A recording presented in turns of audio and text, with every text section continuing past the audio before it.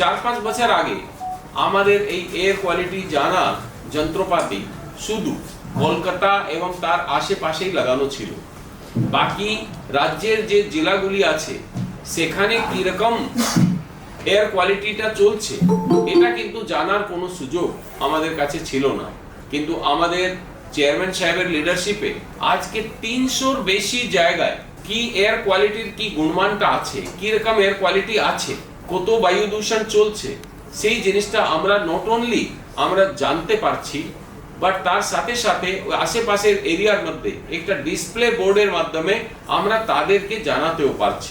তোমরা জানো এই সময় যে কৃষিকাজটা হচ্ছে এটাকে বলে খারিফ চাষ।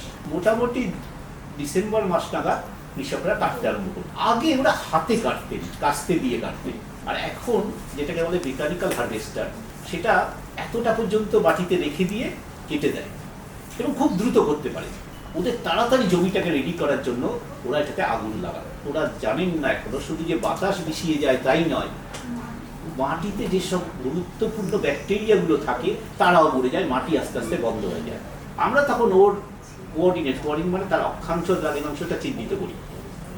কোন ব্লক, কোন গ্রাম, কোন জেলা, এটা চিহ্নিত করে আমরা জেলার এসপি এবং ডিস্ট্রিক্ট ম্যাজিস্ট্রেটের কাছে খবর পাঠাই।